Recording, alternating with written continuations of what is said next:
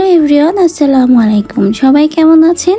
আশা করছি আল্লাহর রহমতে যে যেখানেই আছেন অনেক ভালো আছেন। আলহামদুলিল্লাহ, আমিও ভালো আছি। আমি সিথি, আমার চ্যানেল এসকে স্টুডিওতে আপনাদের সবাইকে স্বাগত জানাচ্ছি নতুন একটা রেসিপিতে। আজকে আপনাদের সাথে যে রেসিপিটা শেয়ার করব 100% অথেন্টিক একটা শালগমের রেসিপিটা অনেকেই জানেন না, আর এই রেসিপিটা খেতে কিন্তু ভীষণ মজার। খুব সহজেই এই রেসিপিটা তৈরি করে নেওয়া যায়।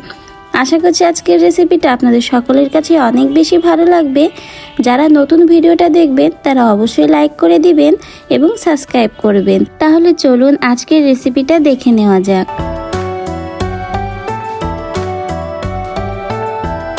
শীতের এই সবজিটা কিন্তু অনেকেরই পছন্দ, আবার অনেকেই পছন্দ করেন না। কিন্তু যদি একবার আমি আজকে যেভাবে রান্না করে দেখাচ্ছি এইভাবে যদি রান্না করেন তাহলে বলতে পারি অবশ্যই আপনারা শালগম পছন্দ করবেন এবং বারে বারে রান্না করে খাবেন। তো এখানে আমি কয়েকটা শালগম নিয়েছি, আর শালগমটা কিন্তু অনেকটাই টাটকা। শীতের এই সবজিটা কিন্তু খেতে বেশ ভালো লাগে আমার কাছে। তো শালগমটা এখন আমি কেটে ধুয়ে নিব। শালগমটা রান্না করব মাছ দিয়ে, তো সেজন্য কিন্তু এখানে আমি 2 পিস বড় সাইজের ট্যাংরা মাছও খুব ভালো করে ধুয়ে কেটে পরিষ্কার করে নিয়েছি। শালগমগুলো একেবারে ছোট ছোট স্কয়ার সাইজ করে কেটেছি। শালগমের এই রেসিপিটা পারফেক্টভাবে তৈরি করার জন্য কিন্তু ভিডিওর ভিতরে অনেক টিপসই আপনারা পেয়ে যাবেন। এখন একটা প্যানে প্রথমে কিছুটা রেগুলার সয়াবিন তেল গরম করে নিয়ে তার ভিতরে দিয়েছি স্বাদ মতো লবণ এবং হলুদ গুঁড়া। লবণ ও হলুদটা ভালো করে একটু তেলের সাথে মিশিয়ে নিচ্ছি এবং খুব ভালো করে কিন্তু তেলটা গরম হলেই তারপরে কিন্তু মাছগুলো দিয়ে ভেজে দিব। ট্যাংরা মাছ যখন আপনারা তেলে ভাজবেন তখন কিন্তু একটু সাবধানতা ও সতর্কতা বজায় রেখে ভাজবেন, কারণ অনেক সময় তেলে দিলে কিন্তু ট্যাংরা মাছগুলো ফুটে ওঠে, সেজন্যই বললাম। আর এখন আমি মাছটা কিছুটা ভাজা হয়ে গেলে এর ভিতরে যে শালগমগুলো কেটে রেখেছিলাম সেই শালগমগুলোই দিয়ে দিব, আর মাছ আর শালগমটা কিন্তু খুব ভালো করেই ভেজে নিব।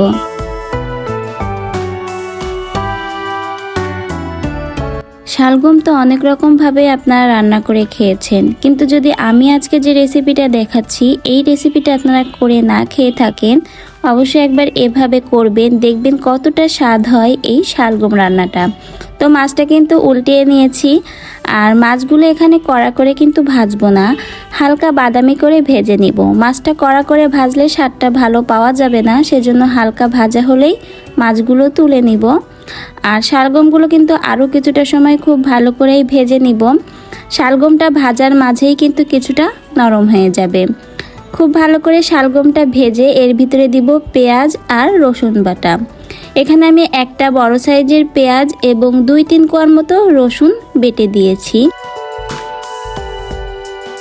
পেঁয়াজ ও রসুন মিশিয়ে নিয়ে স্বাদ মতো দিয়েছি শুকনা লাল ঝালের গুঁড়া এবং জিরা গুঁড়া। এখানে ধনিয়া গুঁড়াটা আমি দিচ্ছি না, আপনারা চাইলে কিন্তু মশলাটা দিতে পারেন।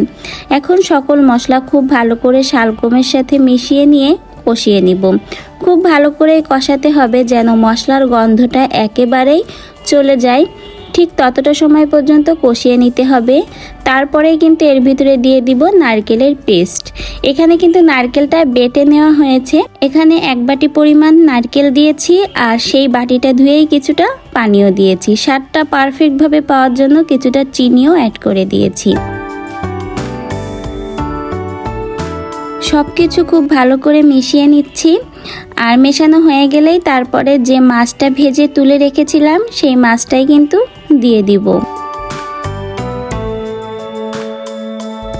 নারকেল বাটা দিয়ে বা নারকেলের দুধ দিয়ে যদি এভাবে শালগম রান্না করা হয় শালগমের স্বাদ কিন্তু আরও কয়েক গুণ বেড়ে যায়।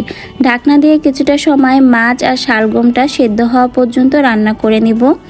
আর রান্নার মাঝে অবশ্যই একবার মাছগুলো নাড়িয়ে চাড়িয়ে দিব যেন খুব ভালো করে সেদ্ধ হয়।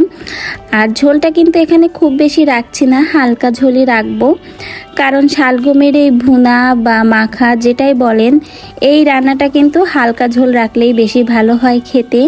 তো দেখতেই পাচ্ছেন ঝোলটা কমিয়ে নিয়েছি আর রান্নার মাঝে কিন্তু স্বাদ অনুযায়ী ঝাল লবণের টেস্টও চেক করে নিয়েছি। অনেকেই কিন্তু জানে না যে শালগম এভাবে নারকেল বাটা দিয়ে রান্না করা যায়। তো যারা জানেন না তারা একবার হলো এভাবে রান্নাটা করে দেখবেন, আসলে অনেক মজার একটা রেসিপি। শীতের এই সবজিটা যদি এভাবে রান্না করে গরম গরম ভাতের সাথে খাওয়া হয় তাহলে কিন্তু সেই স্বাদের কোনো তুলনায় হয় না। আশা করছি আজকের এই অথেন্টিক রেসিপিটা আপনাদের কাছে ভালো লেগেছে। তো ভালো লাগলে অনুরোধ করব যারা এতটা সময় ভিডিওটা দেখেছেন তারা ভিডিওটা লাইক করে দিবেন, নতুন হলে কিন্তু সাবস্ক্রাইব করে যাবেন। আর এরকম ইন্টারেস্টিং ও নতুন নতুন ভিডিও পেতে অবশ্যই আমার চ্যানেলের সাথে থাকবেন। সবাই অনেক অনেক ভালো থাকবেন।